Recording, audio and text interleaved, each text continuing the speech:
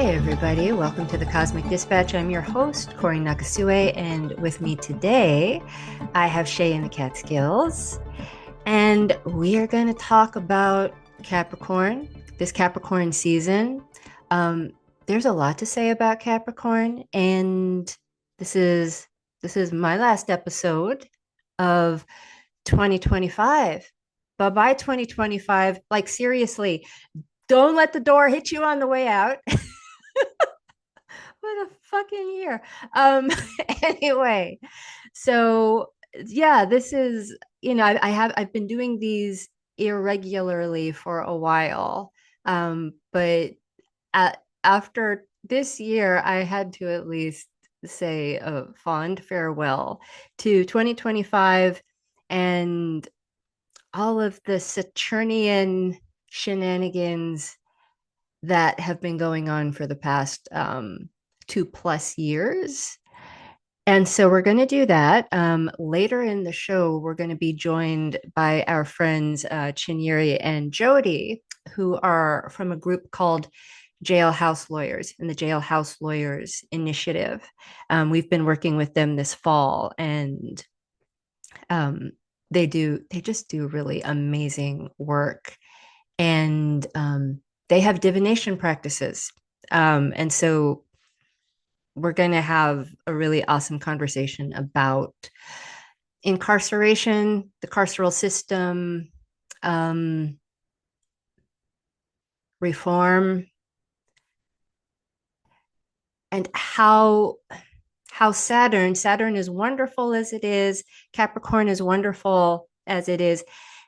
It is in ways, it has expressions of the carceral system as we know it now, with its sequestering of humans, um, and the way, Saturn can be very punitive, um, especially one of its weapons when it wants to be punitive is time. And then so when we think about the carceral system, you know, doing time served, um, within that system, it carries a lot of the languaging of Saturn and Capricorn. And so we're going to talk about all those things and a really big deep dive on time. So that's coming up in about an hour. Um, and yeah, before we jump into it, I would love for Shay to introduce themselves. Hey, Cory, it's so good to be here with you talking about Capricorn season. Um, I'm Shea in the Catskills. I'm a queer artist and tarotist, intuition facilitator. I'm an organizer and a part-time library clerk. And I do spiritual care work with people using the tarot in one-on-one consultations, in study groups and classes. And yeah, I'm psyched to be here with you today. Well, I'm always psyched to be anywhere with you, Shay. Shay and I do a lot of collaborations, and we have we've been doing this thing called the correspondence reading for maybe about a year or a little over a year. And it's this beautiful recorded custom reading. It's an astrology reading, but it's also in conversation with tarot through these correspondences, um, using the decans. And I'm pausing before I talk a lot about this because it's super nerdy, very detailed stuff. And if you're not like a big tarot head or astro head, like you might be correspondent decans, what like, but in the history of astrology and tarot, like throughout the tradition, they they have a common language and common symbology. And as we were playing around and practicing using the decans, and using the core, they're actually called the correspondences. We found that using both and the way they're in dialogue with each other created this really rich experience of understanding the birth chart. So we've been doing that. And I And just want to then say, like, if you and I are doing our job well, and I feel like we are, that you don't have to know anything about the decans. You don't ever have to think about it for the rest of your life or ever. That if we're doing our job well, we're painting the picture in a way that's going to speak directly to you in a way that's completely accessible and easy to understand. And the fun, I think, of the correspondence reading for us, and from what we understand, hearing from people who've received it, is it's a kind of divinatory improv. You know, Cory and I get in the room. We don't really discuss the chart beforehand before we hit record.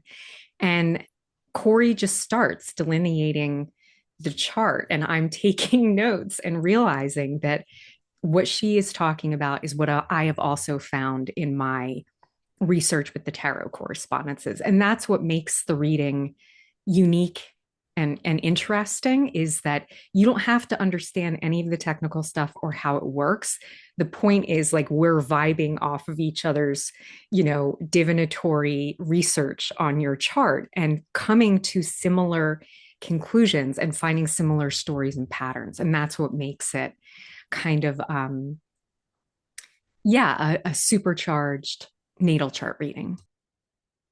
agreed, agreed. And that is the experience. Like we both do our separate preparation, but we do not prepare the reading together. And so it's such a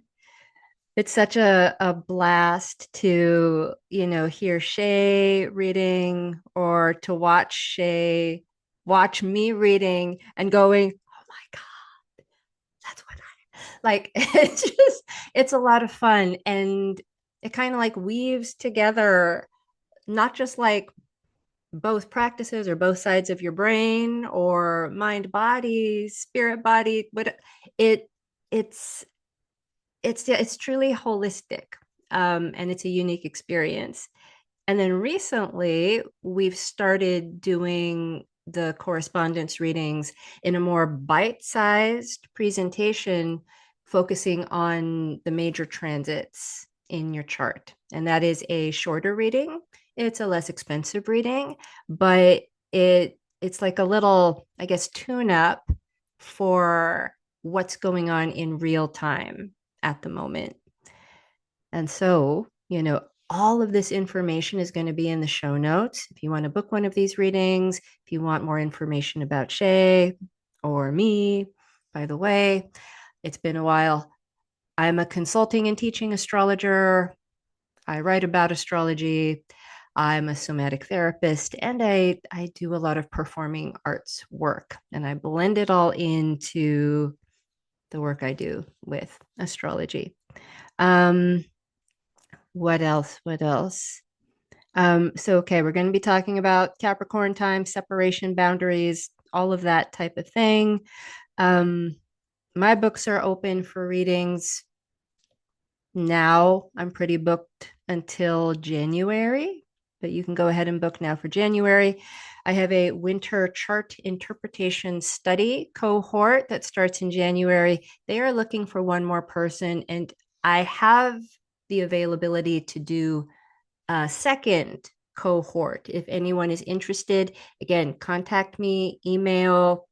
If it's just you or you and your friends, or if you want me to gather some people together, we can get a second cohort going. It's one of my favorite ways to teach chart interpretation, small groups using your personal birth charts. And it's really fun as well. A great thing to do in the winter, like just get in your pajamas and like we'll dig into some charts. What else? Um, I have some workshops I'm developing for the spring, and maybe one or two will pop up via Zoom this winter. Ongoing movement classes, somatic movement, Monday, Thursday, and Friday. Again, all the information is in the show notes. And speaking of the correspondence, Shay and I will be busy this winter working on another like correspondence project. I don't know if Shay, do you want to I do take want it to. away? I do want to. Before I get to that part, I just want to put a plug in. I am starting a study tarot series cohort that begins in February. We'll meet the second and third Wednesday of each month at 6 p.m. Eastern. It may be the only cohort that I start in 2026. So if you had any interest, check that out. It's my favorite way to work with the tarot in a group setting. We go through the entire deck in numerological constellations. It's an incredible community and it's a lot of fun. So check that out. Now, to talk about this correspondence planner, the birth of this planner was I am a participant in a formation called Labyrinth Library with Kinning Zhu. Check out what Kinning Zhu is doing. She is really an amazing teacher and artist and kind of magical being. And in that formation, we've been doing show and tells. And there is a person in that group named LJ who runs an online writing community called Atmospheres. And I'll give Cory the link to drop in the show notes. Definitely worth checking out. Anyway, after LJ did their show and tell about the decans, which are these sort of 10-degree slices of the zodiac that have different correspondences. Again, you don't have to know anything about it. But after they did their show and tell, I realized, wow, this person has like a whole very personal, idiosyncratic, and specific cosmology and taxonomy of the seasons of the year in these 10-degree slices. And I asked myself, like, how could I do that? How could I figure that out for myself? And Cory and I have been talking about doing a project with the Decans for a couple years now. And we had been thinking about classes, but it never felt right. And finally, we landed on a planner.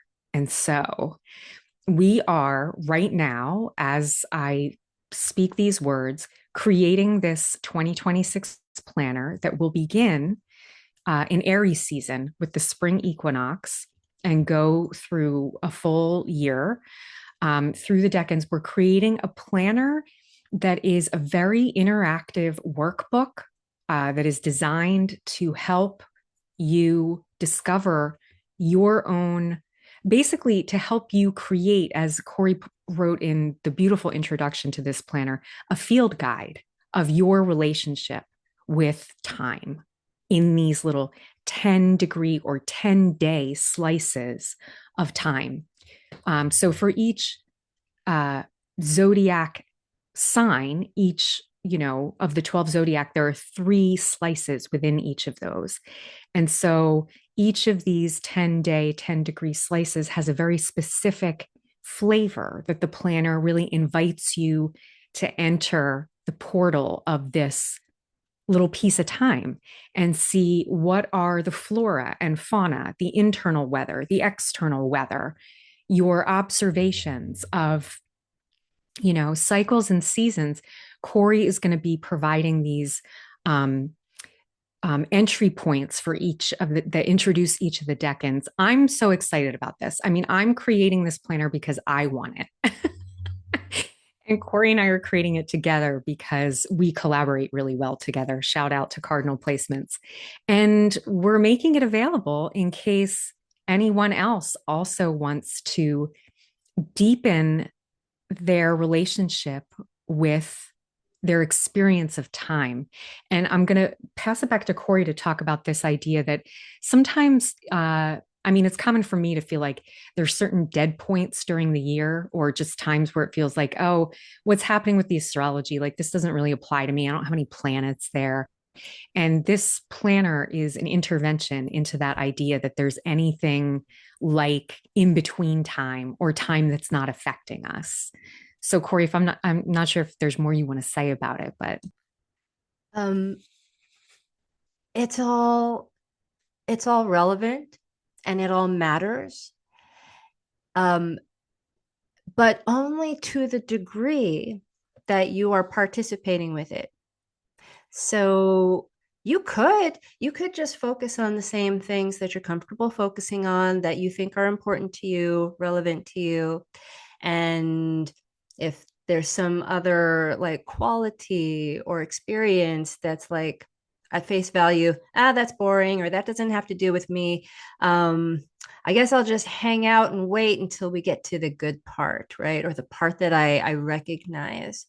Well, that's a way to go. Like that's a way to live.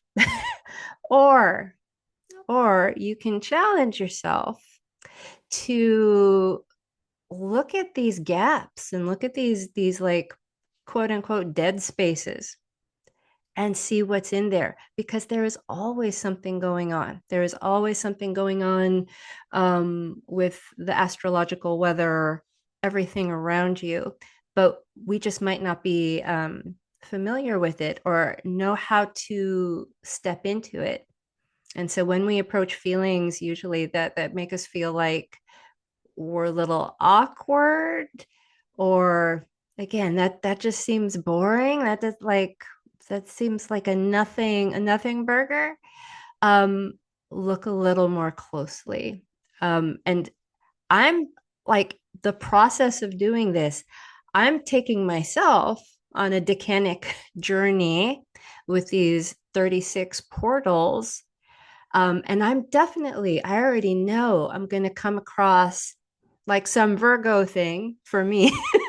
Then be like, I don't, how do I get like, and I will have to kind of like saturate myself, bathe myself in these ideas, these concepts, these feelings and thoughts to try to understand like what is in that for me, because in the whole natal chart, in the whole wheel, like you have every sign in you at some point, even if you don't have any planets inhabiting a certain house or sign, it's in you. And by transit, at some point, even if it's just a lunar transit for a couple of days, it will get pinged. And the more you know how to have a conversation with those moments, you just get more tools, you just get more experiences, which, kind of colors in all these places you might have thought of as dead spaces. So there are no dead spaces. That's coming out, I believe that will be available in March. We are shooting for people being able to order at the end of February, beginning of March ish. We're working on it. And I want to say that no AI is being used to create anything in this planner, no AI ever. And so putting in the lunar transits by hand, I want to tell you, is a labor of love. And I've also learned so much about what the moon is up to by putting the lunar transits in here basically by hand. And the prompts that accompany each decan and the reflection questions that wrap up each astrological sign, they're an invitation for you to really draw out what Cory talked about, having a conversation with these pieces of time and also reflecting on your process. So noticing the things that didn't stand out to you, that don't feel, ways of observing that don't feel salient, not as a judgment, but as a data point about what your process is. This planner is really designed to do all of that. We're really trying to make it as easy as possible to have that conversation that Cory's talking about. Yes, that is, that's what I'm going to be working on this month into January. If Shay says she needs things by the end of February. So I'll be busy with that. Um, yeah, I mean, I think that's all I have to plug. And Shay, you're good. Well, now that housekeeping is taken care of, I'm gonna just link it up in the show notes. It'll all be down there. Let's talk about Capricorn. So, and I asked you, Shay, specifically to join me on this Capricorn episode because you have three big placements in Capricorn. Would you like to share your Capricorn street cred? Sun, Moon, and Mercury in seventh house Capricorn. And how is that? It's like, how are we making it real? What's the structure? How does it work? How can I use it? What are we actually doing? What are we actually making? Um, less less ideation, more material reality. Having a relationship with time, having a relationship with structure, and practicality. Yeah. How has, speaking of time, how has that, how have all of those Capricornian types of experiences and ways of being, how have they developed over time? Yeah. I mean, shout out to my Capricorn moons. It's so hard being a Capricorn moon child. We're so serious and um, kind of stoic. Uh, I think that my Capricorn moon has evolved kind of as I've learned from you, this sort of um, that your moon placement, if you look at the axis that it's on, so Capricorn, Cancer for me, I'm a Cancer rising, is sort of understanding the falseness of the story of I'm a Capricorn moon. I don't have emotions. I don't need anything. I'm good. Is becomes a maladaptive coping mechanism the older I get. And so loosening that up a bit. I feel like as I age, I'm about to turn 50, that I've gone from sort of the mountain goat who's climbing to the sea goat who's swimming. And I think that is the integration of the Capricorn Cancer axis. I really think that, um, as I've integrated more Cancer into my way of being, that's really balanced the Capricorn rigidity. Um, I think that was very much when I was younger, spontaneity. I mean, I don't love spontaneity, TBH, but I'm better. I'm slightly more flexible, and I feel like Capricorn doesn't feel so heavy. It feels like it gives me some groundedness and earthiness, but it doesn't feel so heavy. Um, and I would say that I'm not as rigid as I used to be, but I think that you know better than most that it, backed into a corner, rigidity is my first reflex. So, yeah, things change and they also stay the same. Yeah. Mm, yeah. So, yeah, so beautifully observed. Um, Something I've been thinking about a lot with regard to the Capricorn expression of Saturn um, out there in the like pop psychology world. Um, every time I turn around, someone's talking about boundaries, and a lot of people who are into astrology, they think right away Capricorn boundaries, Saturn boundaries, and they're not wrong. It's sort of like when you know those little like food dishes that they have for like kids and babies where there's like little sections and you put, you know, the corn here and you put the peas here and the chicken like and it keeps everything separate from everything else. Um that's I see that as Saturn. It makes sure that things don't get mixed up and that everyone stays in their lane. Um which is useful. Like we all need that, even as humans, to be able to be with each other. That's wonderful. And when Capricorn is expressing Saturn in a mature way, it is able to do that, draw those boundaries. But what I've been seeing a lot with this whole like, you know, boundary this and boundary that phenomenon is people aren't actually setting the boundaries or internalizing the boundaries that they think that they are. I'm seeing a lot of rules for other people so that you don't upset me, You don't trigger me. You don't disturb me or make me feel uncomfortable. You have to do that. That's a rule. And that Capricorn likes rules too. But a rule is different from a boundary, especially if it's for someone else, so that you are not made to feel or deal with something. And a mature Capricorn boundary, I really see that as something that's internalized. It's kind of it's a boundary with yourself, and people around you, your environment can do whatever it wants because you are boundaried. If you encounter something and you're boundaried, you have a boundary with it, you can be okay, not engaging. And like, but this like more immature style of boundary where it's like, this is not allowed and you can't do this and you did this and that's why I feel this way, so I'm canceling you or punishing you, or you have to behave in a certain way for me.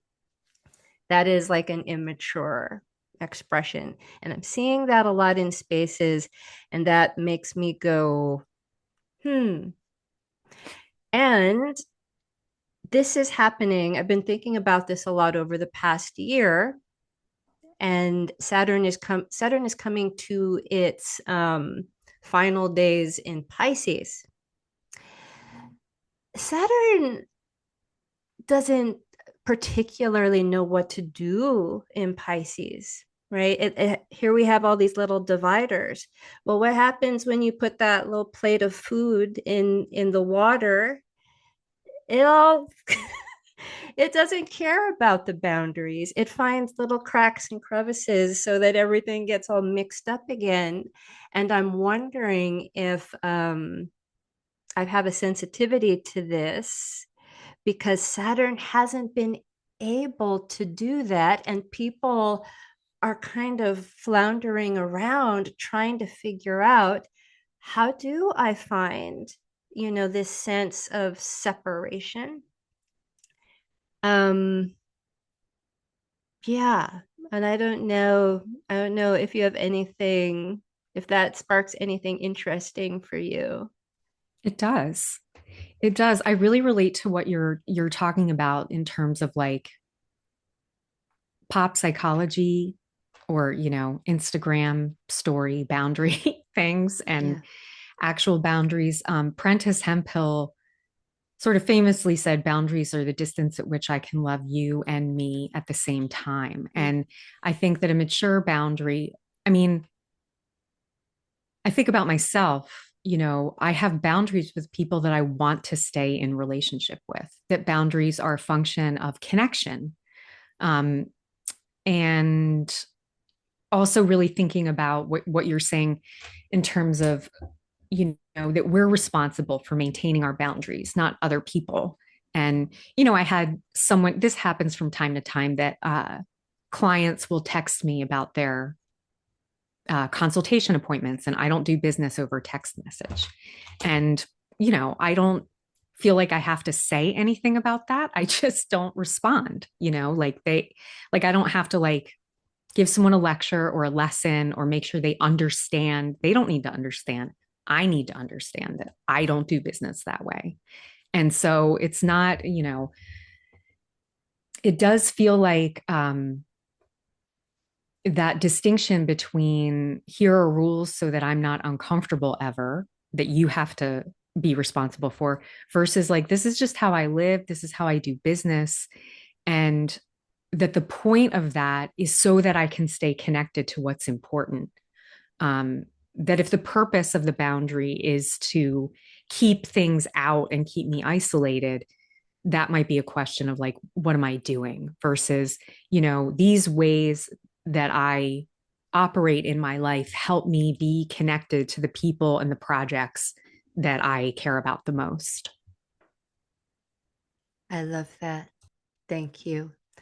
Yeah, in my mind, I'm seeing, you know, we have on one hand the threshold. It's like kind of like perforated little dots, and you can see that there's like a demarcation.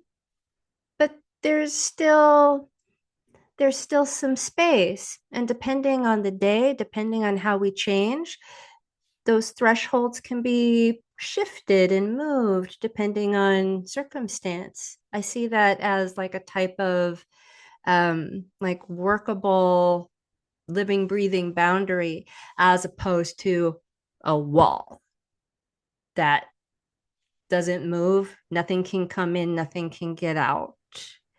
Um, and and then like translating that to when I see some younger people grappling with their Capricorniness, like when you're not practiced, it can come out actually a little Martian, like force and rules and, enforcement, which, we're going to get some of that in February when Saturn finally moves out of Pisces and moves into Aries. I think that's going to be it's going to be a dramatically different experience of Saturn.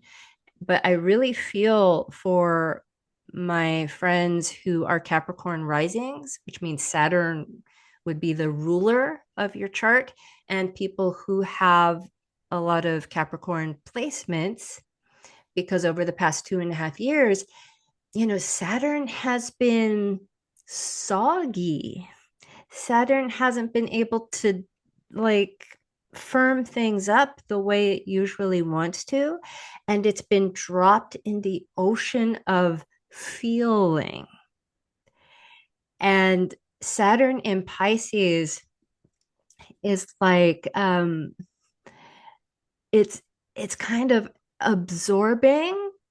Again, I don't think Capricorn or Saturn necessarily wants to absorb anything in that way, especially the ocean of feelings and sensations around them. And yet, if we put, I'm imagining the sign of Capricorn as this like hardy wooden thing. And if you drop it in the ocean for a few years and you pull it out, it's kind of soggy and porous and waterlogged. Um, and I think whether you have a lot of Capricorn or not, and again, our planner would be a great way to investigate this. Like, we've all had to deal with more of the emotional residue of each other and the world over the past 2.5 years than we're used to. And that when Saturn finally moves into Aries for its stint in Aries, it's going to dry off and become very sharp again. So, whether you loved it or didn't love it, it's about to change. And so, whatever lessons, like, um, for me, like the past couple, like 2025 honestly kicked my ass. And one of the reasons it was so difficult is that um, Saturn was saying you need to feel all these feelings.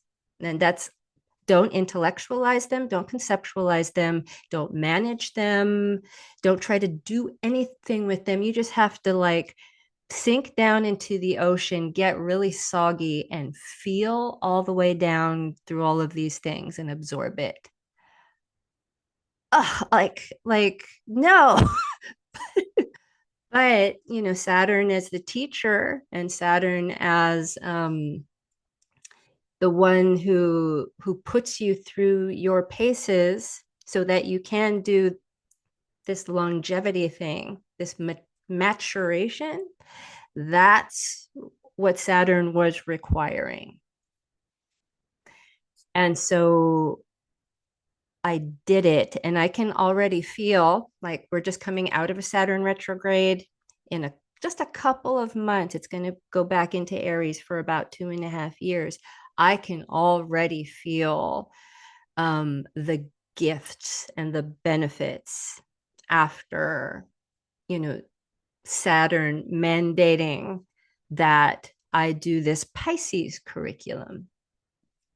And yeah, that's why I equally abhor and am so grateful for Saturn's time in Pisces. Um, yeah, I don't know if you have any thoughts about Saturn in Pisces.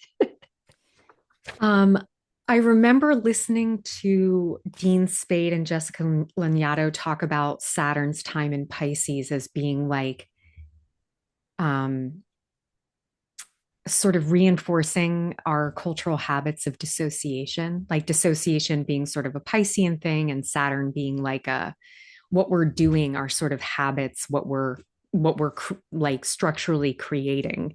And I definitely feel that part in myself.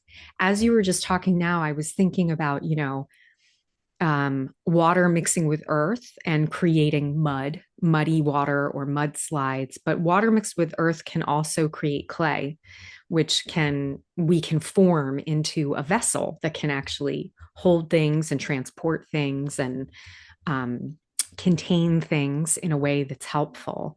And so there's this sort of mud versus clay. I mean, they're both kind of the same. One is kind of waterlogged, and one is more plastic and able to be shaped by us. And then I think about that clay moving into Aries and getting fired into a vessel. And in some ways, it's like thinking about what have we been doing while Saturn has been in Pisces? Like, what kind of vessel are we firing? Is it a well formed one that's going to be able to, carry and contain things? Or is it filled with giant air bubbles and it's going to shatter in the Aries kiln?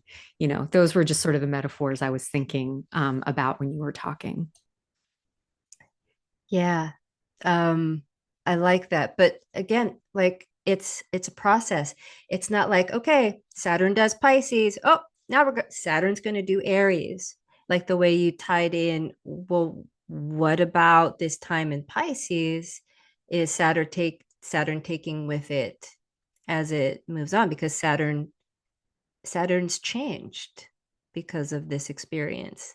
And now it's going to take its experience into the next realm. And yeah, I a lot of people are a lot of astrologers are accurately putting the two words together of m- militant policing, which is completely accurate for Saturn in Aries, which is a Mars ruled sign. Um, and as I said before, when I see Saturn and its expression through Capricorn being expressed in a less than skillful or artful way, um, Saturn in Capricorn can be a cop, can be tyrannical. And so, that doesn't, I mean, we already see this happening. I mean, it doesn't bode well for having a militarized police force, which we already have, but for that kind of thing hardening in the kiln. Um, but it's not the only expression of Saturn in Aries. Saturn in Aries can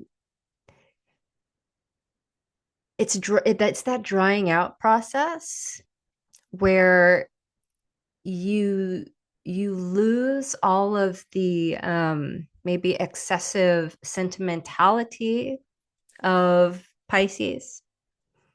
And Pisces can be beautiful in its sentimentality, but it's going to ask to once it's in Aries, it's going to be asked, aside from our feelings about something, what is actually there and what is there to work with. And because Aries is the first sign of the zodiac, Pisces is the last sign, and it's completed one whole tour through the 12 signs.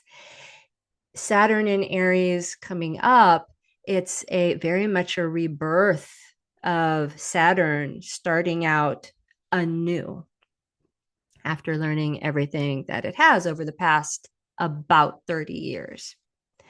So, in some ways, and me having a lot of Aries in my chart, I could see that as, oh, like, I'm going to get all the rules and restrictions and limits and maybe, but also there's a lot of personal empowerment and definition. Sometimes Aries being the baby of the zodiac, and Saturn and Capricorn representing like a type of elderhood.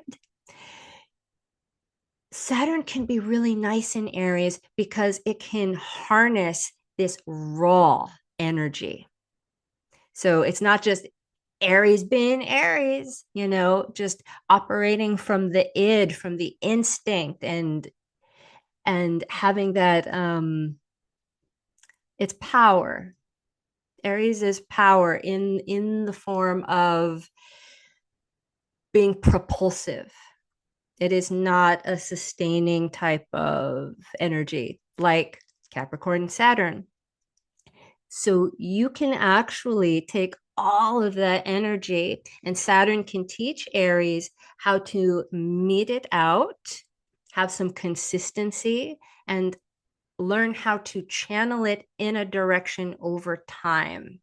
Maturation, which I think is amazing for Aries. Will people use it that way? Some will and some won't. And so yeah, I think that's going to be an interesting time. I might do another episode before that actually happens. And I know we have Neptune in the mix also, which complicates things. But speaking strictly of Saturn, I'm kind of looking forward to it, as I think a lot of people are. I think we're all feeling a little soggy. Um, but as far as Capricorn in general, earlier you mentioned the mountain goat and the sea goat, and they're both two symbols that we're pretty familiar with in Capricorn. I'm curious to hear about the devil and the devil's experience or expression of Capricorn.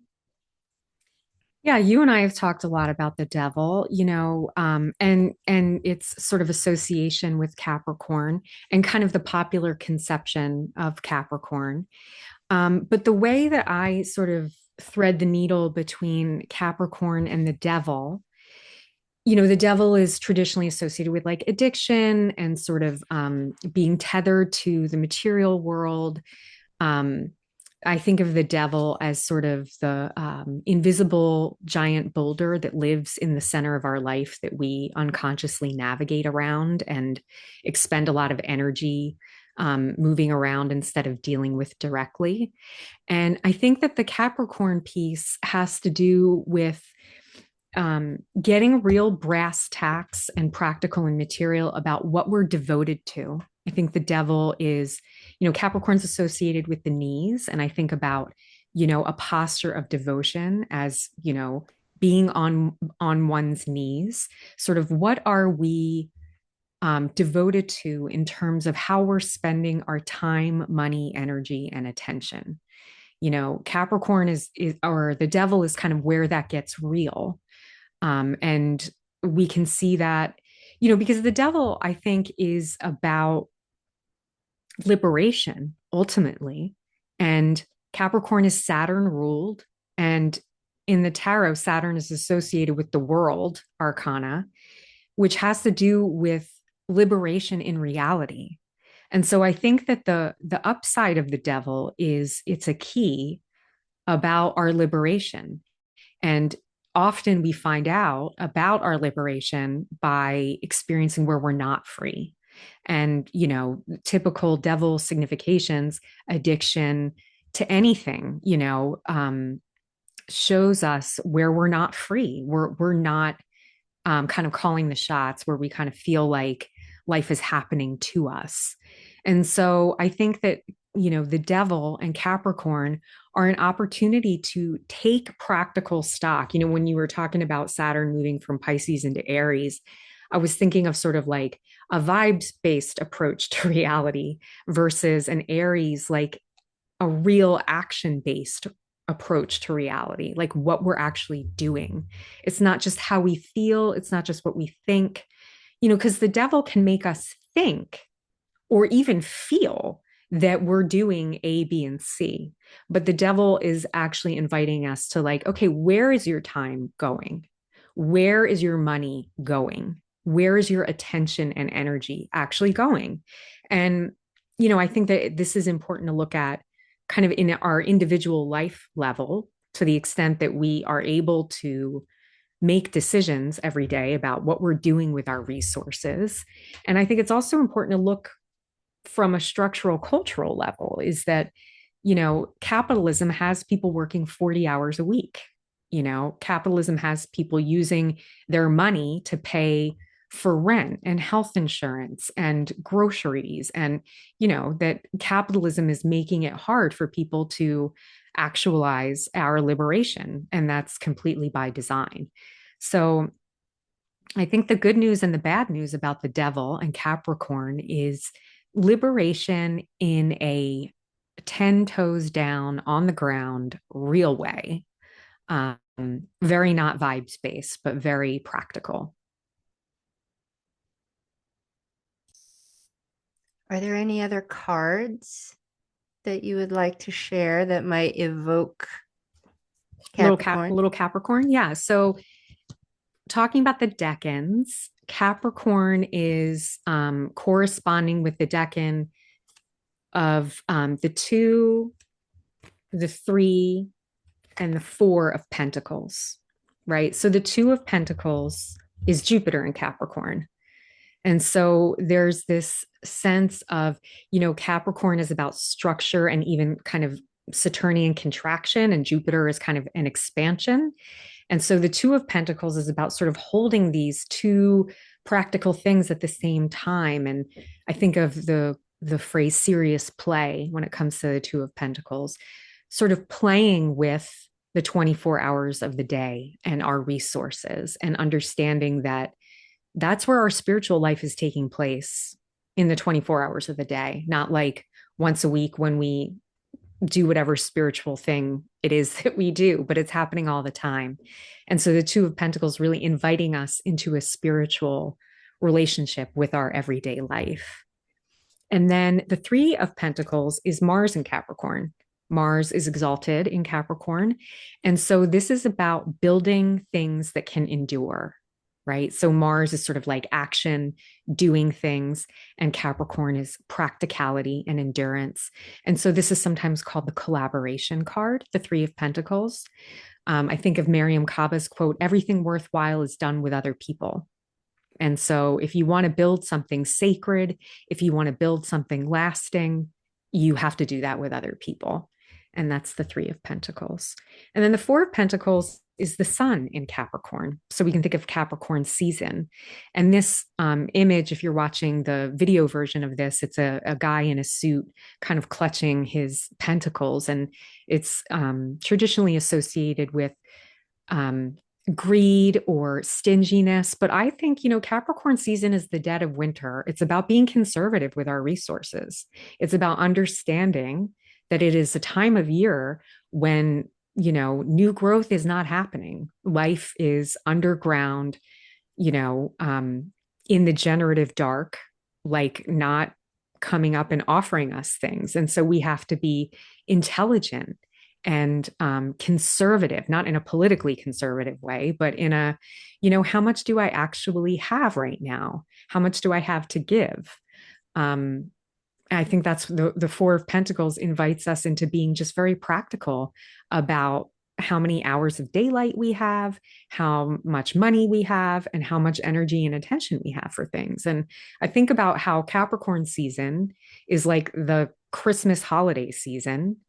It's the time of year when we're literally supposed to be doing the least, like literally the least, sleeping the most, doing the least. And it's the time of year culturally when everybody's doing the most. They're traveling, they're consuming, they're buying things, they're, just doing the most between Christmas and New Year's. And it's just, Yeah, I'm really against that. I'm really like, we should be going to bed at 7 p.m.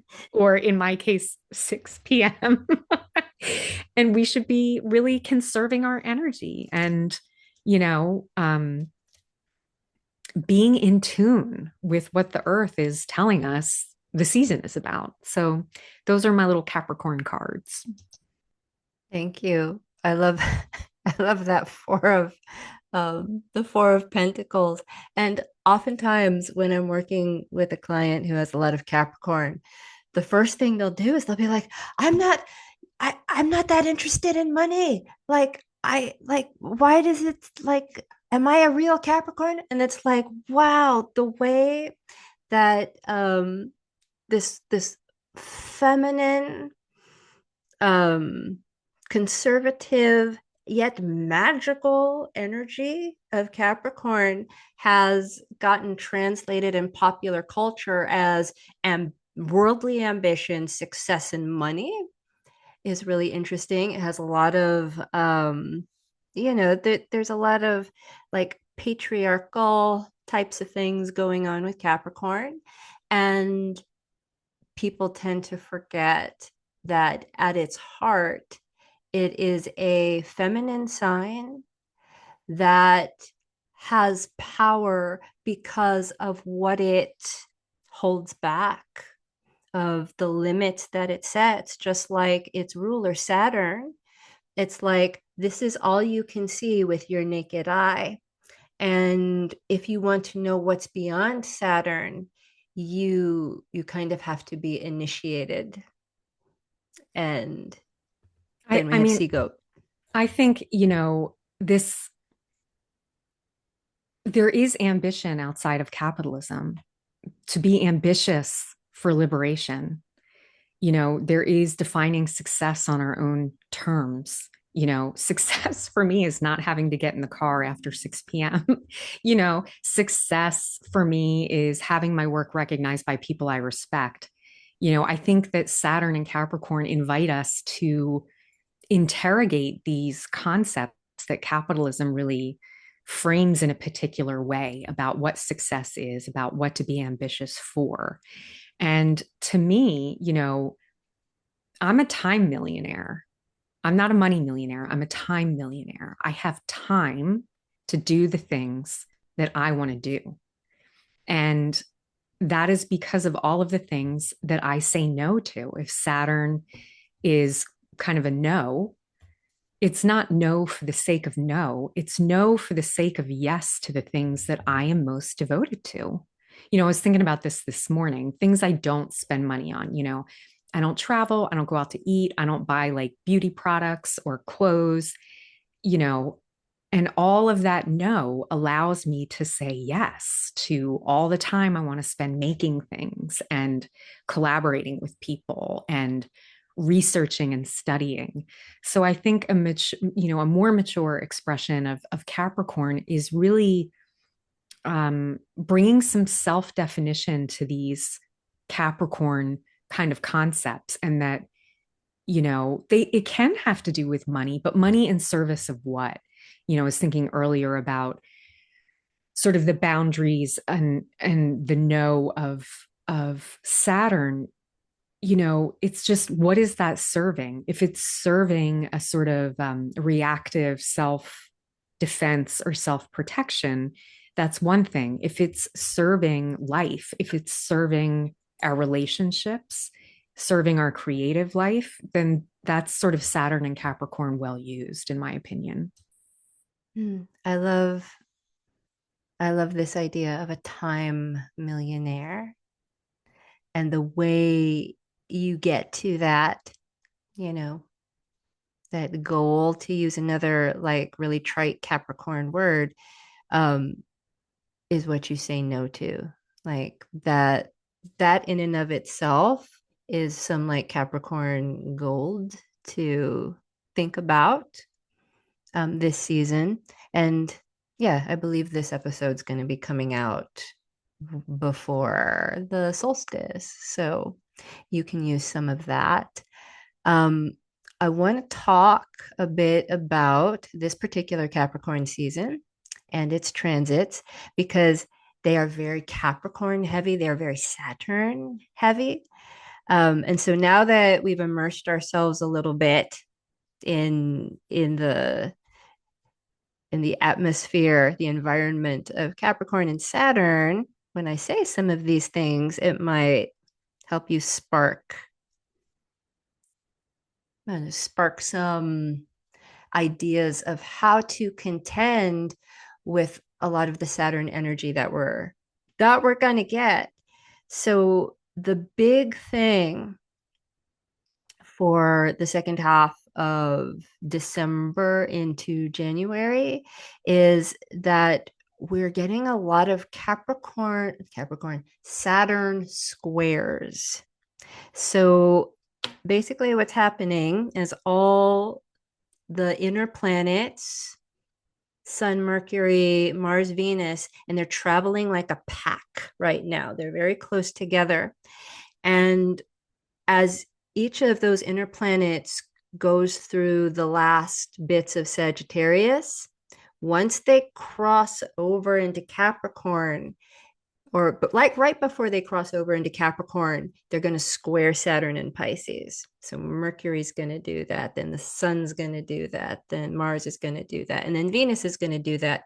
So it's almost like each planet has a test or a blockage or a crucible or a Rubicon to cross before it gets into Capricorn.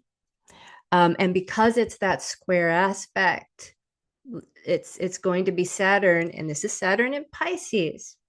So we're not completely done with the emotional, energetic lessons around boundaries, porosity. How much do I let in? How much do I feel? How much, like, what is sentimental imagination and what is real? All those things that we talked about with Saturn in Pisces, each planet is going to have to come into contact. And Saturn's going to say, wait, before you come into Capricorn, you need to feel this. Yes. And then Shay just put in the chat, like each planet gets a reality check. A lot of this month into the beginning of January is reality check time, especially coming from the land of Sagittarius. So, I don't, no shade to Sag, but Sagittarius has a tendency to be like, well, possibility is reality. And Saturn's going to go, no, like literally a friendly little smack. Like, no, no, no, come on. What do you have in your hand? Can you touch it? Can you hold it? What you actually have, not what do you have faith in having in the future? And I know that sounds like a bit of a buzzkill, and it is, but it's to alert you to pay attention to, she was talking about dirt and and like where we come from, where we end up. That's Capricorn reality. Getting your kneecaps in the dirt, getting your hands in the dirt and saying, look at it, this is reality.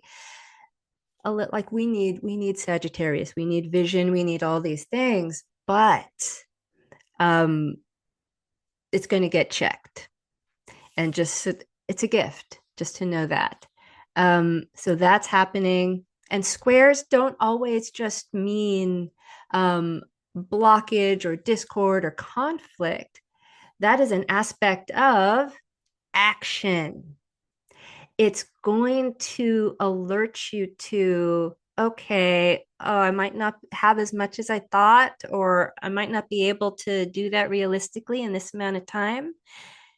Saturn's gift is, okay, you know that now.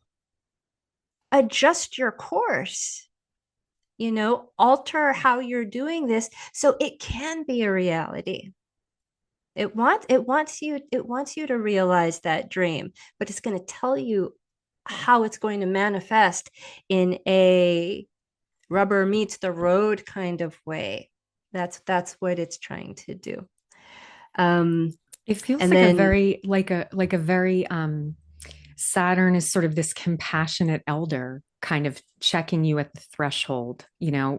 I'm guessing they're both pretty anoretic, Saturn and this grouping of planets at Sagittarius. So this anoretic degree of Pisces, where Saturn is like at the very end of the zodiac, is sort of like having a check-in with like some um an elder who's just saying like, okay, show me what you've learned. Like what are we bringing into this next phase? I mean, someone who has a Capricorn stellium, that kind of check-in to me is an act of love. It doesn't necessarily feel good, but that's how I would frame it in my own mind, instead of looking at it as sort of a bearing down. Is sort of what are you actually crossing the threshold with that's real? Yeah. And, Saturn and Capricorn get lumped into this paternal familial type of thing.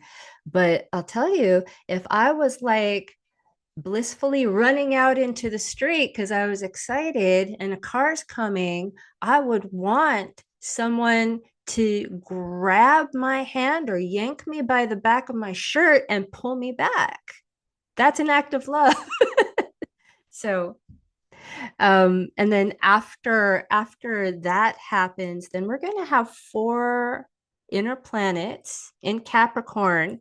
Very, if you're watching the video, I'm squeezing my fingers together tightly together. Again, they're traveling as a pack.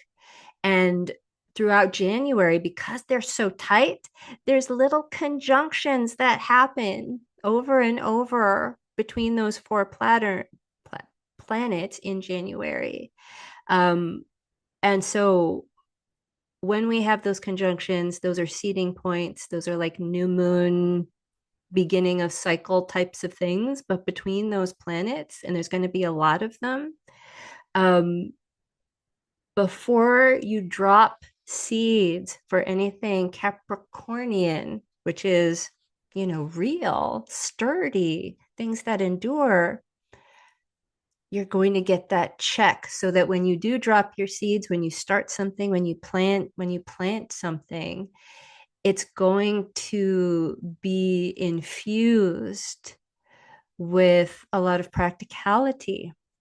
And I know that's like the last thing Sagittarius wants to hear, but you can have your dream, and Saturn's going to be like, great, I want you to have that dream.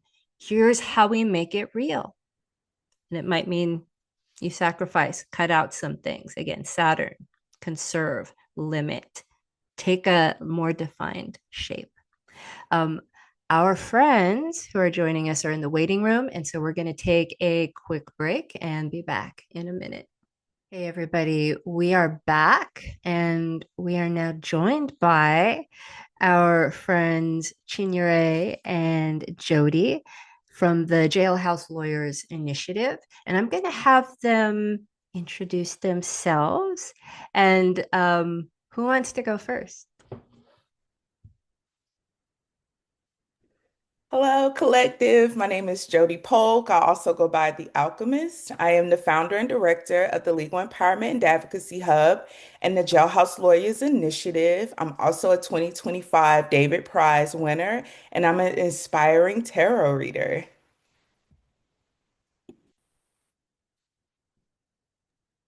Thank you for starting us off, Jody. Hi, everyone. I'm Chinyere. I also go by Chi. I am a participatory action researcher here with the JLI. I'm also a writer, a doctoral candidate in critical social psych, an energy worker, and I like to say I'm a somatic explorer. There's a lot around Black escape artistry I'm really interested in, but I'm super excited to be here and to just dream and chat and think about how the ways of astrology kind of pours into this work. And thank you. Thank you so much for being here. The way that Shay, well, the way that I know you is through Shay and from participating in some activity with the Jailhouse Lawyers Initiative. Um, would one or both of you like to start us off on what that is? So, the Jailhouse Lawyers Initiative was founded in 2018 as a result or of a Soros Justice Fellowship that I applied for. And the JLI was created because we recognized that for abolition to really codify in the United States, we had to ensure that these incarcerated legal workers, who are oftentimes invisible defenders, these human rights defenders on the inside, there had to be a bridge between the abolition that was happening on the outside and the abolition that was happening inside of prisons across the United States. So the JLI was really created to invest in jailhouse lawyers to ensure that they were connected to one another, that they had the adequate legal education that they needed to be able to meet the legal needs that they were serving on the inside, to bring visibility for them, and then to also create bridges for jailhouse lawyers. I'm also a formerly incarcerated jailhouse lawyer, for us to return our legal skills back into the communities which we come from. So the JLI is really an organizing body by jailhouse lawyers for incarcerated jailhouse lawyers to really not only amplify our voices, but to ensure that all community members have access to knowing, using, and shaping the law. And she would love if you want to add anything about the JLI to. Yeah, I could speak a little bit about what I get to support. Um, I always tell Jody that like I learned so much about myself through my interactions with jailhouse lawyers. It's definitely in a limited sense. I haven't had the experience of incarceration, but I always share that like I always learn so much, and I'm always pushed to be not only somebody who has to embody the knowledge that I learned, but also how to really embody the values that I carry. And I've only learned that personally through jailhouse lawyers. So I've been really grateful for Jody to be a part of this work and this experience. And I do a lot of support with our work that's called the Feminist Circles.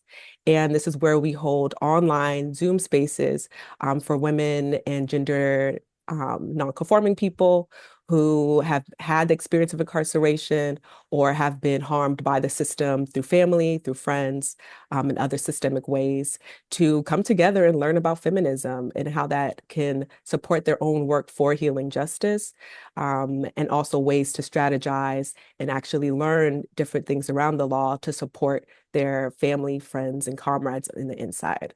So that's just one aspect of the work, but there's so much that I know Jody was very cute about, but there's JLI holds so much amazing stuff, that definitely keep looking out for the work over time, because there's so much out there. And Cory, let me know if I'm jumping the gun here, but I guess I wanted to just sort of say how we all came together was that Jody reached out to me via a person who passed through the monastery that I lived at. Jody contacted me about JLI starting to put together a healing justice module for its jailhouse lawyers and was looking for practitioners of healing arts and spiritual care. And so that's where Cory and I came into the picture. And so that kind of felt like the intersection of where we met between jailhouse lawyering and healing justice. So, yeah, that was how we all met. Yes, and I'm so grateful for those intersections and those meetings. Would anyone like to give their definition of healing justice?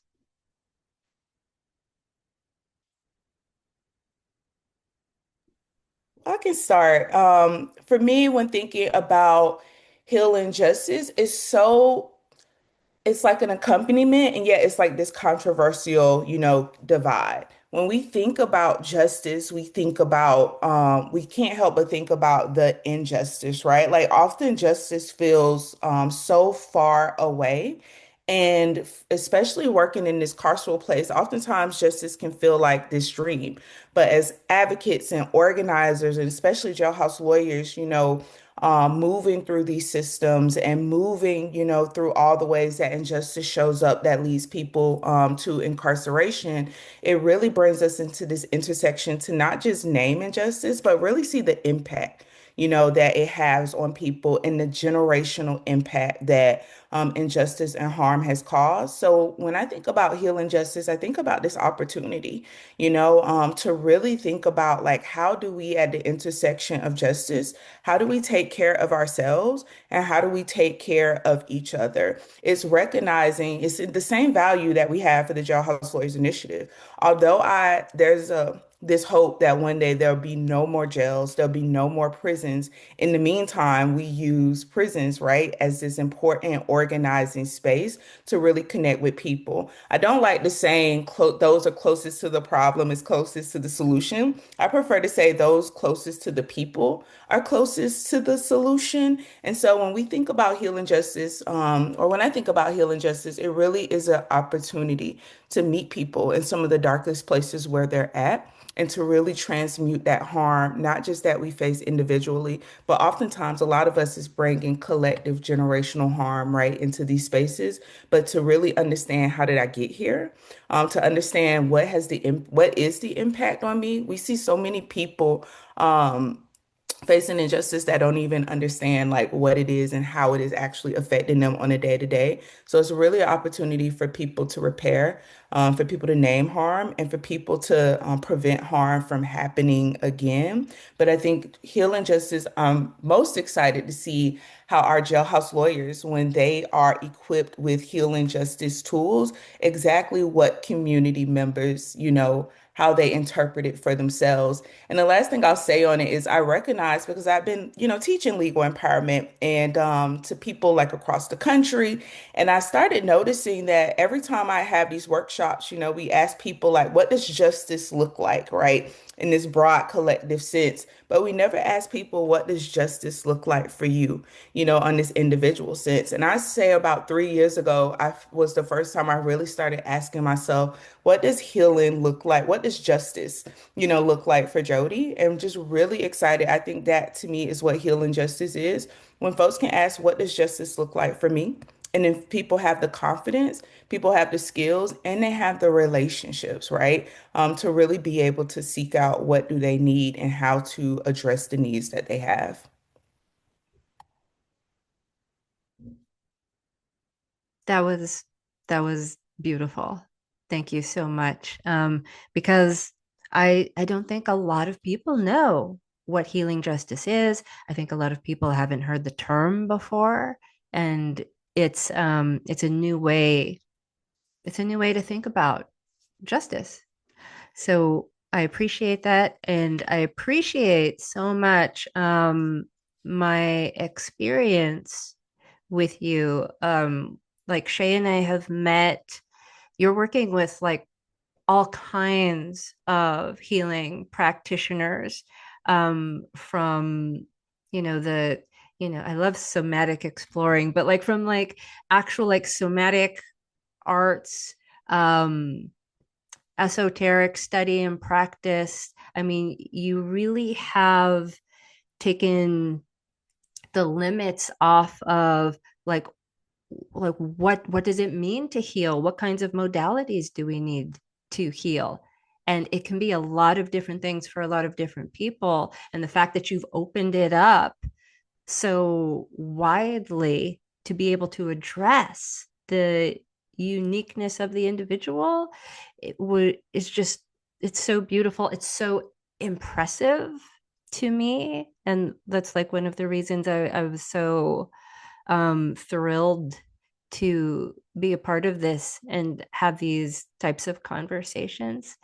Um, so we're talking about, so before y'all got here, Shay and I were really drilling down on Capricorn and Saturn and bringing in the environment of prisons and the carceral system. Um, we're dealing a lot with a big subject of Saturn, which is time, um, and separation, Saturn types of things. And so, using like one of the things that you've been open to are these practices of astrology and tarot. and bringing them inside for people to use, to heal, to help themselves and to help each other, and basically change the environment in inside prisons and like inside the person. Um, and I was wondering what, because we've had this talk before, but the talk was so good. I'm wondering if you would like to share some of your just ideas or musings on why divination practice, especially astrology and tarot, inside a prison environment. What can that do?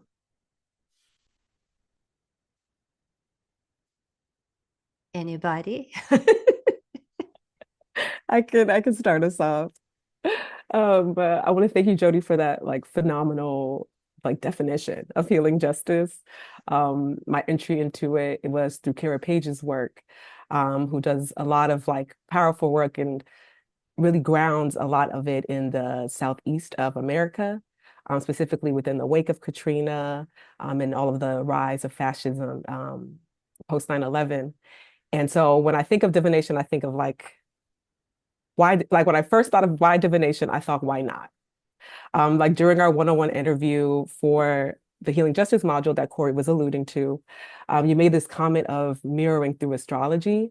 And I think it's so important to feel like you're connected to something larger, especially for those who are in spaces of confinement, because it's not only traumatizing within there, but sometimes people come in with their own unaddressed traumas from the free world. And also having, the trauma of not being adequately or even appropriately mirrored in your family of origin, is something a lot of people carry. And so, my own personal work, I have a lot of writings around hauntings. Sadia Hartman is really foundational in that work. And she talks about something called the afterlife of slavery.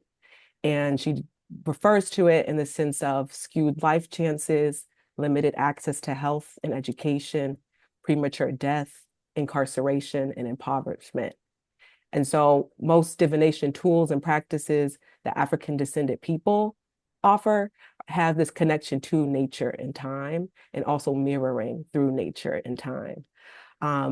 There's this really great person, one of the co-founders of Ancestral Voices.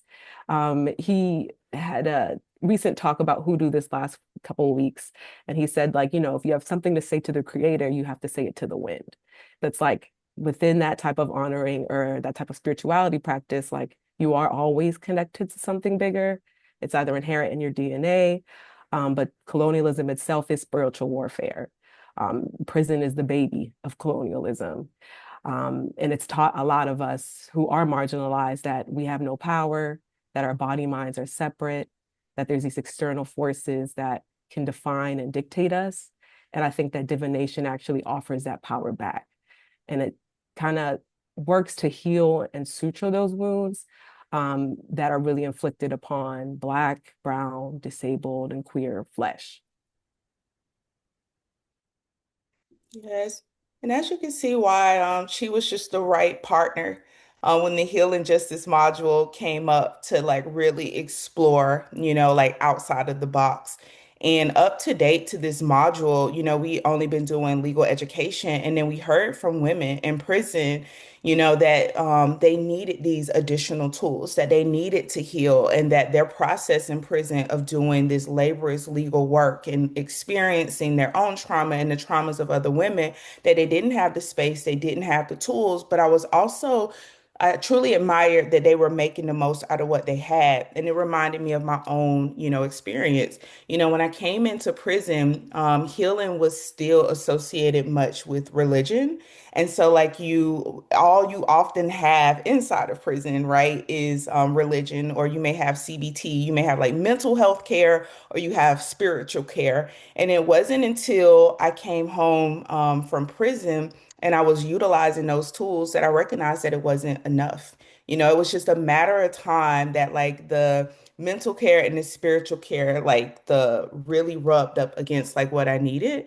And when I got to this place, even after about 4 years of being home, I found myself wanting to go back to prison. Like the more I accomplished, the more I exceeded my goals, I still had this part of me that felt like I didn't belong in the world that I was in. And it was in that self collapsing that I found astrology, that I found tarot, that I found myself in ways that I had never imagined and seen myself. And so when we got this chance to do a healing justice module, we truly understood that we had to really provide people with as many tools as possible to not just create a practice, but to see themselves, right? We just recognize that the world just strips us so much, like she was saying, it strips us so much of like inherently who we are and what we're capable of. And in all of the tools that I found, the spiritual tools that I found to heal myself, it's not been limited by the world. One of my biggest discoveries since I've come home is when I discover what's within me, like the world can't take it from me. Like what's within me, like can't be taken from me. And oftentimes that has been my experience with divination tools. It's not from this external place, but it's tapping into the internal to shift what we see around us. And so it feels scary. Right. It feels a little scary at times of offering these tools to individuals, but it is my own lived experience, right? Of truly being able to transform and heal from the inside out. And we're just really excited to see what folks inside of our membership can also do with these different divination and spiritual tools, healing tools that we're going to share through the Healing Justice module. Um, wow. Just what, like, I don't know, I can't like expand on that or like make that any more articulate and inspirational and just fucking genius than y'all just did. Shay, Can do I you want to just say say a couple something? things? I just want to thank you for your generosity of your responses. It's so moving, to hear. A couple things that came to mind when I was listening to both of you, Chi, when you were talking about Saidiya Hartman and sort of the proximity to death. One of my teachers, Martha Crawford, I'm sure she's not the only person who has said this, but I heard it from her, that injustice isn't about sort of exclusion from the table or, these sort of neoliberal formations of how we think about injustice. But she says injustice is proximity to death and suffering, period. And that we could think of justice and healing justice as a proximity to life and life ways and our original connection to the earth and the elements and each other. That's what I was thinking of when you were talking about this hoodoo practitioner who was talking about, having to listen to the wind. That I think that, healing justice and divination practices can return us to a relationship with the elements, which is so ancient and so much older than these colonial, even civilizational kind of formations. And Jody, when you were talking about your journey and your experience, I was thinking about how, these kind of prefabricated models of CBT or uh, even religion, that instead to offer these sort of different practices and having people through their own process find their proximity to life and mirroring and healing, that it's not a one size fits all, but it's the creative process of finding one's own way, by seeing, this works, this doesn't, this resonates, who knows why certain modalities resonate with us. I mean, we can never know. But I think this idea of people finding their way together is part of that, the healing part of healing justice. Again, just so beautifully expressed. Yeah, a lot of what masquerades as, healing practice or spiritual practice is actually an imposition of ideas, histories, and ways that really have nothing to do with us, that, we feel like, oh, I guess I paste this on myself, or I adopt this whole collection of values, and then like it get like it's very consumerist, right? It's like, I guess I pick this collection of things to believe in and then I'll be okay, instead of building our own relationship with ourselves, other people, time, the environment, nature, so that we feel empowered. And like Jody was saying, once we have custom built our own relationship with ourselves, the world, you can't take that from somebody. And you're not as easily manipulated. And you are less likely to consume these prefab spiritual practices, healing, quote unquote, healing practices. And like, for me, one of the things that makes divination and this kind of esoteric work so powerful is, you were talking about, um, especially time on the inside. It's about separating you not just from others and the forces of the world and nature. It By doing that, it separates you from yourself. And when I work with divination, I kind of think of them as these tools that help me see some of the architecture that is invisible. Like it's we're talking about, time and energies and movements of things that we can't touch. But when we use these tools, which have been used for centuries, these are ancient practices.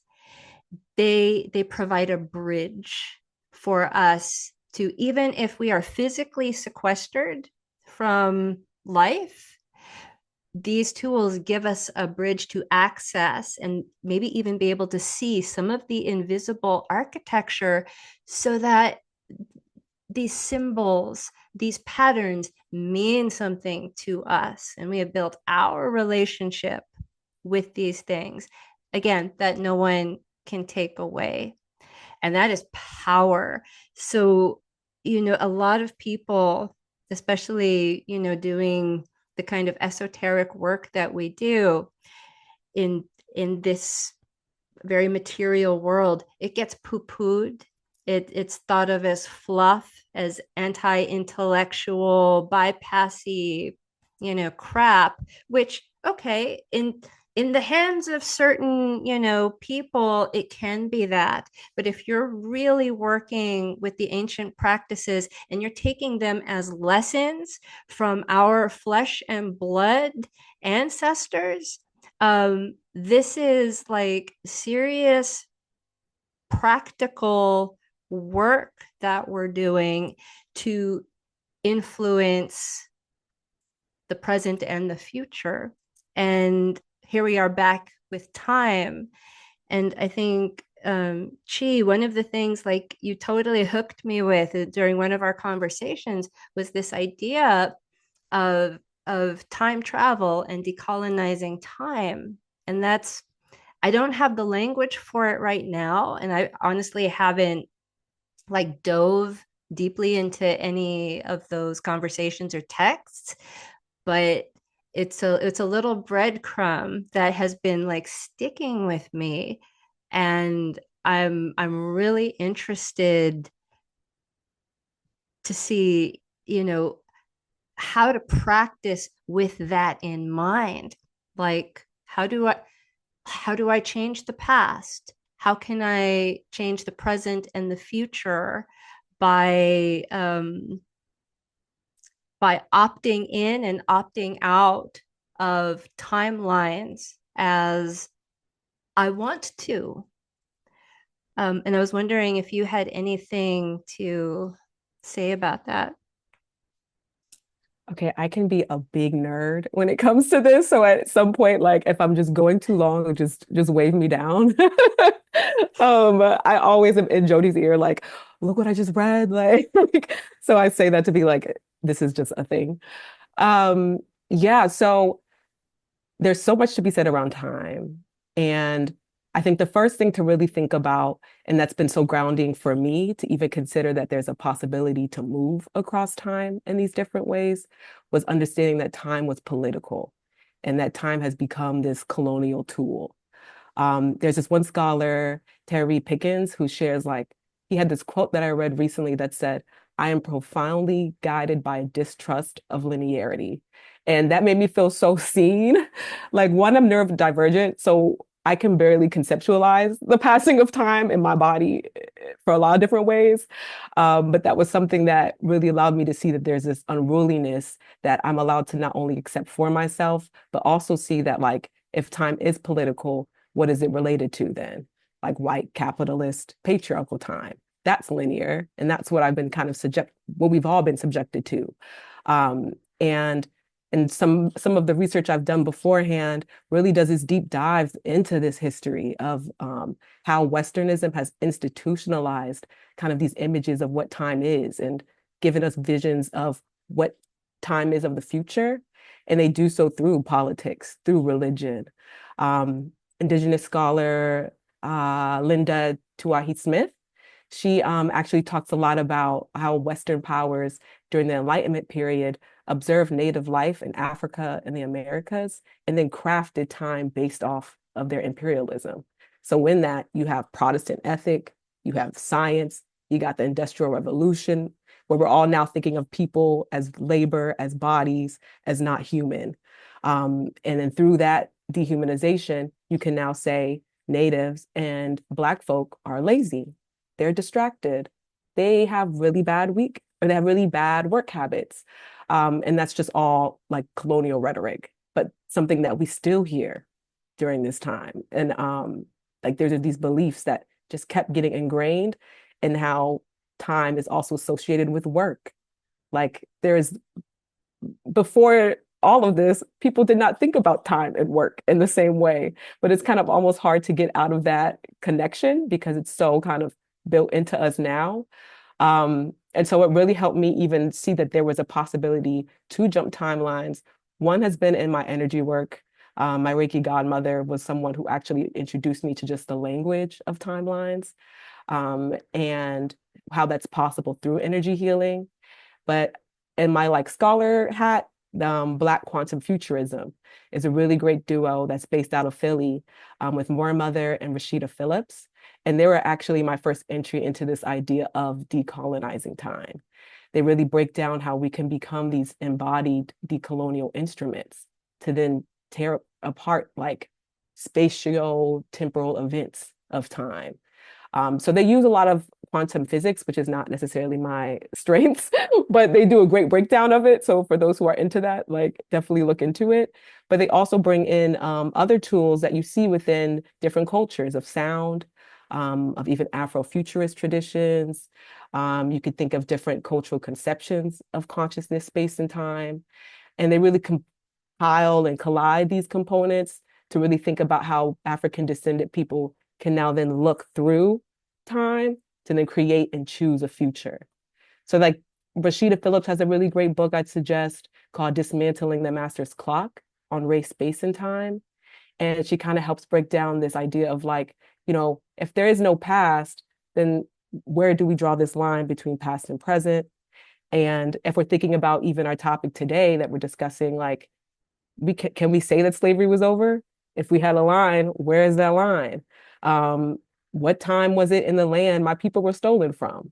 How far away from slavery are we? Like, how do we think of time if slavery is already embedded into it as a temporal order? And so if we're also thinking of abolition, and embodying abolition, we're already in different temporalities, that are saying that there is a future that involves freedom, that involves liberation and restorative ways of justice and healing. So my brain first goes there, and there's so much around like all of that I could say. But I think if I'm thinking of just frameworks that we all can kind of enter and jump in easily without thinking about it. I think of CP time, color people time. That's something that we already know about. And that's something that's kind of shared in Black culture that we just kind of understand. And you show up a few hours late, but that's not late, it's on time. And that somehow that just became something negative, that Black folk became synonymous with not having a sense of future, that we only care about immediate pleasures. Like we're not setting up things for our future generations just because we're not thinking of it linearly in this particular way. Then you have queer time. Queer people face bigotry in a lot of ways. And Jose Muniz was actually one of the ones who put me onto the work of queer time. And we can think about it in the sense of some people might have later access to life romances and sexual experiences. Like I grew up in the South in a very Christian household. I came out later in life. So when I was like dating in my 20s, I felt like I was a teenager. Like I felt so behind. But then there's also queer people who choose to kind of fall off like that relationship escalator that's really like really designed by not only capitalism, because part of that escalator, you have to like buy a home, you have to invest in money in these particular ways. You have children so they can be added to the workforce. You work till you retire, then die. But a lot of queer people have like chosen different ways to exist with one another that now hops them off the escalator, and people now see them as not being future oriented or thinking about themselves for the future, and then use those kind of language to really like subjugate us again and put us into these corners that say that like we're not actually a part of the future that like straight cis capitalist society says that we have to be in. So when I think about all of those things, one of the things that I ground myself back in is ritual. Like there's a lot of different ways that we can go across time, but ritual is something that I kind of lean into that gets me like grounded in like what is possible in my power. And so Leroy Moore, he wrote Black Disabled Ancestors and shares like if we feel trapped in history, then you slow down so you can get another view. And that you do so because you can feel that the history is trapped inside of you. And so using somatic work and energy work and also hoodoo, like you can slow time down through ritual. You can like peel off like history and then look at it and reclaim like what you want to do with it and what power you want to have around it. And so time can really be traveled through that, like ritual movement, ritual sound, and ritual gathering.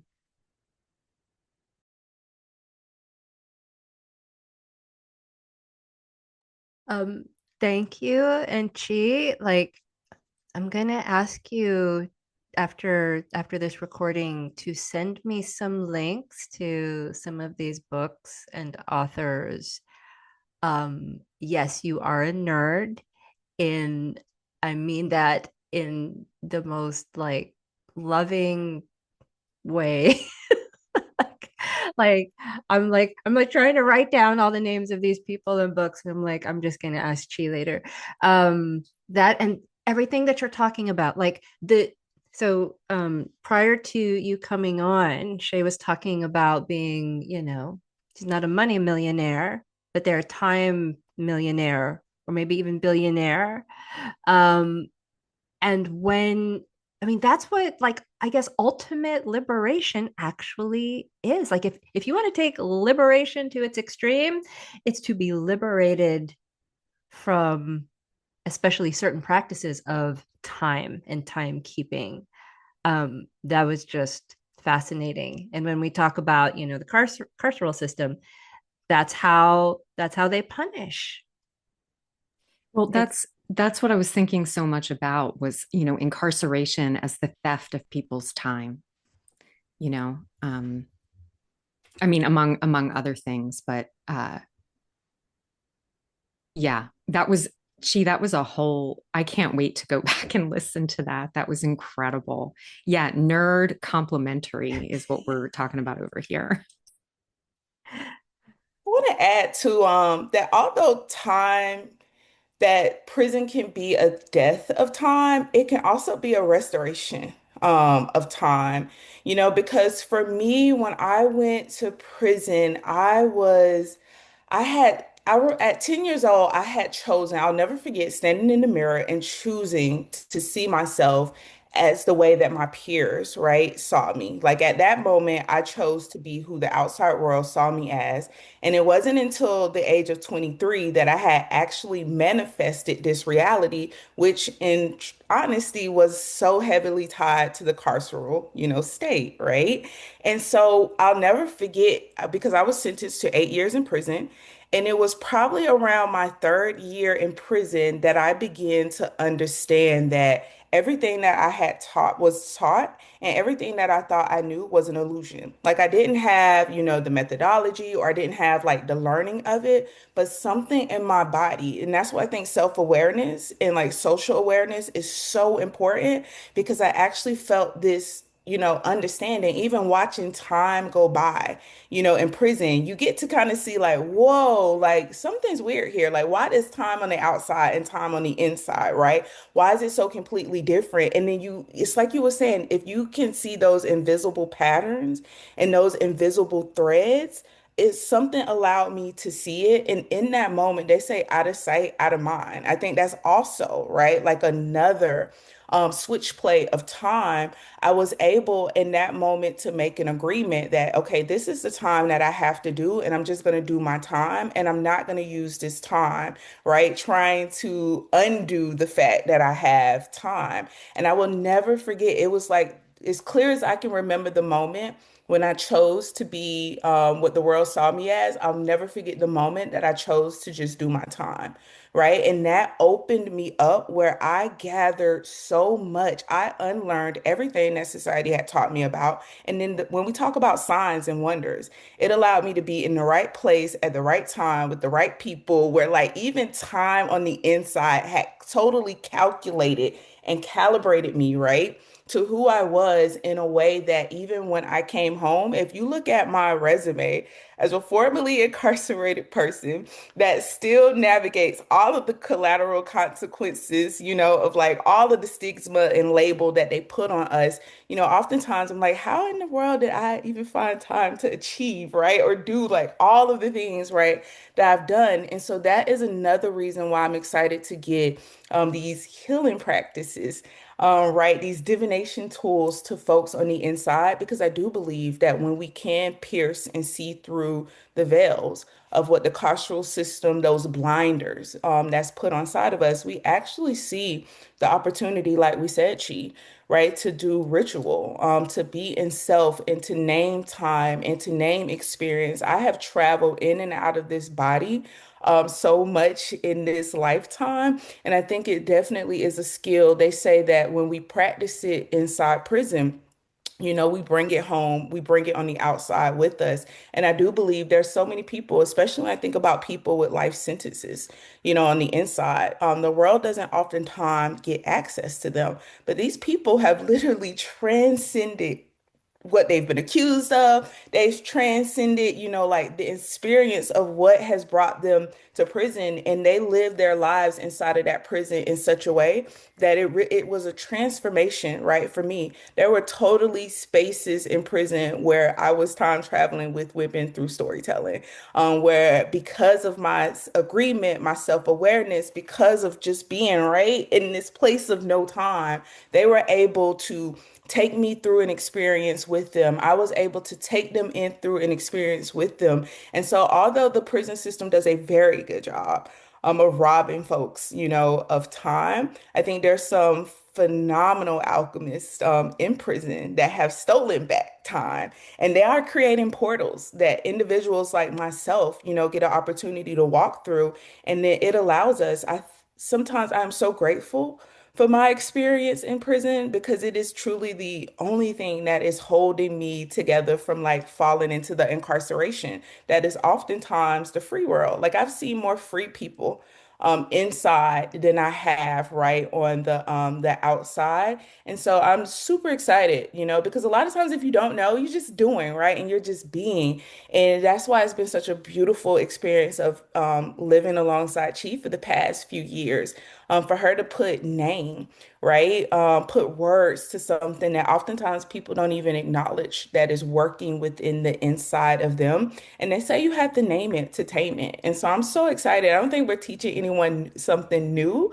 I think for a lot of folks, we're unlocking, right? Like what you say, like the carceral system and so many other systems have just like closed us from being able to accept.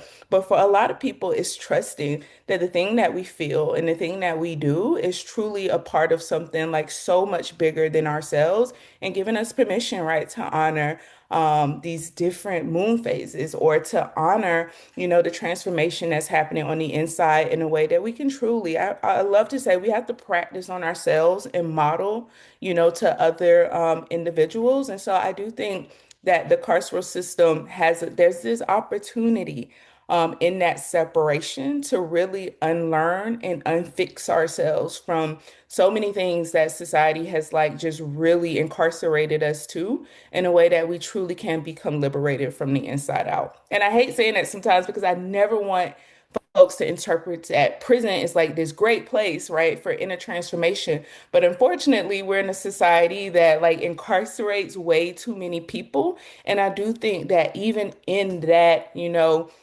act of injustice, that there is this formula. There's some magic there. There's an opportunity to even undo, right, that generational injustice of incarceration.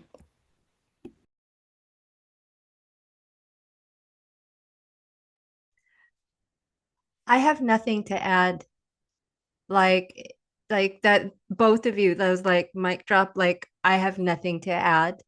And I know you'll have to go in a little bit. So you just totally rounded out without me getting like too astrological.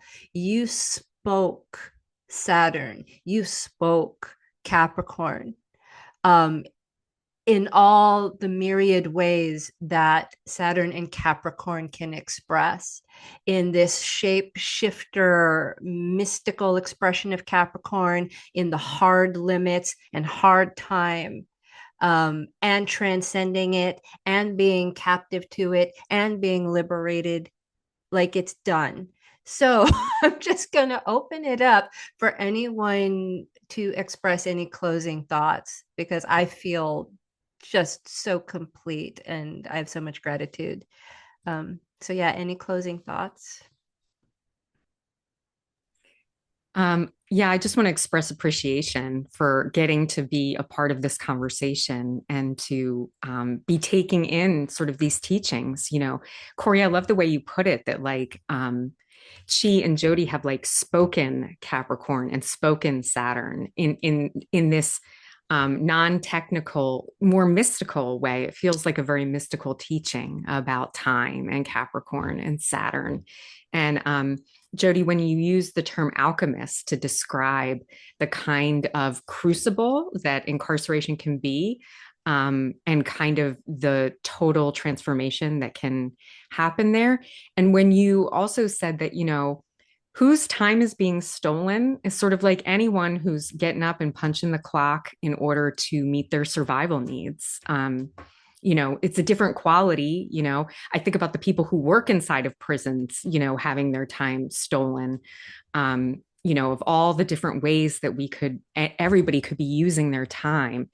And thinking about going back to the beginning of the conversation about healing justice, I think within capitalism, healing is about becoming fit for work and labor. And that healing is about being able to get up and go to work and sell your labor to meet your survival needs. And healing justice is about something very different than that. It's about a reconnection at the root of things.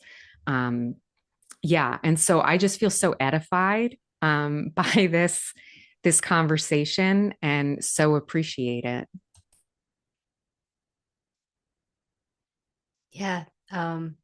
Jody. I would just I think going back to what I said in the beginning, that oftentimes, especially now, we live in a world where, when we think about justice, we think outwardly. And I would just really encourage anybody, who's listening to first ask yourself, like, what does justice look like, for you? And I'll never, the first time I started asking that for myself, it actually looked like me being tattooed. Like to become a lawyer, I wanted to be a lawyer, I wanted for the institutions, and a big part of my image is being tattooed, right? And like I learned how much of myself I was denying just to fit in institutions. And so a part of my justice was having a sleeve up my left arm and my neck and my chest, right?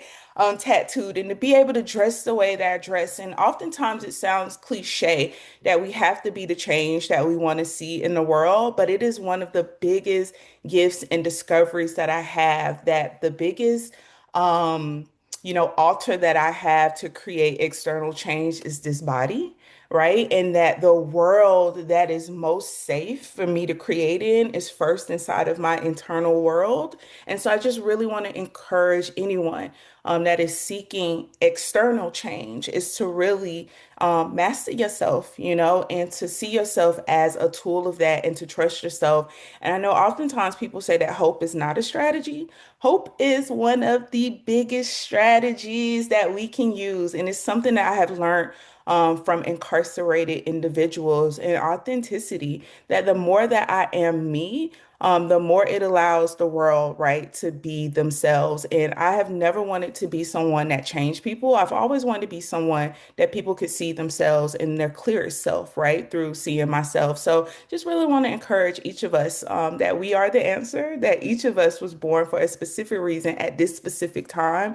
And the more we can love ourselves and the more that we find the things that bring us joy, the more that we can find the things that, bring us hope, the more that we can really tap into the things, not just make us feel good, but make us feel alive. Like that's some of the biggest contribution that we can offer to the world, not to just teach, but to model actually what it looks like, especially in these times. So I think that would be the last thing I would love to offer.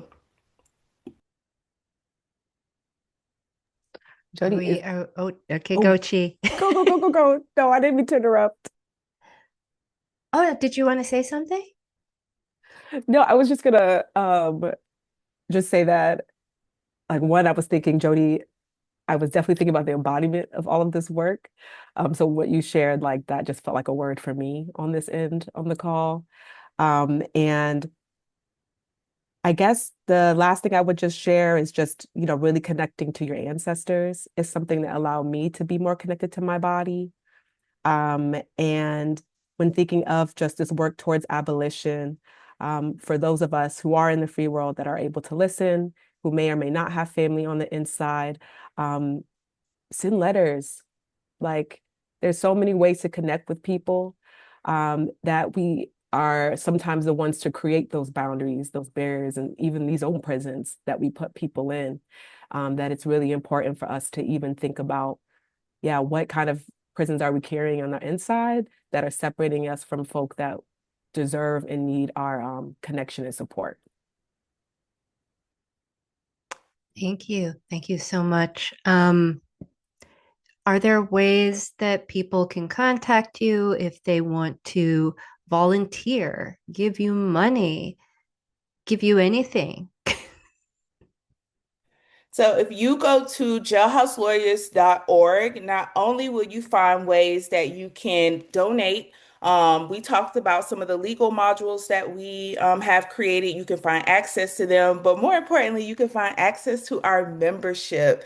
The jailhouselawyers.org is also a connection to our digital platform called Flashlights, where you can read over 300 letters from incarcerated members, not just talking about the harmful experiences that many people face on the inside, but their hopes and their dreams and the ways that people are, creating healing and solutions from the inside, as well as you can specifically hear from our women and non-gender conforming community on the ways that they're also making meaning, right, of being through incarceration and being inside of these carceral places. So please, jailhouselawyers.org. You can also go to jodypolk.com to learn more about the work and ways that you can sign up to volunteer. Wonderful. And of course, both Chi and Jody. If there are any other resources or points of contact, please email them to me and I will put them in the show notes so people can find out more. Um, Shay just used the word edified. Thank you so much. I really needed to hear those words myself, and I know a lot of people need to hear these words. Um, it is edifying, it is fortifying. Um, and we really need that right now. And you'll see when you see the first part of this episode, we talk about what Saturn's getting up to this year and next year. Um, and so I think these words are fuel and they're food. Thanks all of you so much, and we're gonna wrap it there. And Happy New Year! And I'll definitely be seeing you next year. Take care, everybody. Take care of yourselves. And goodbye.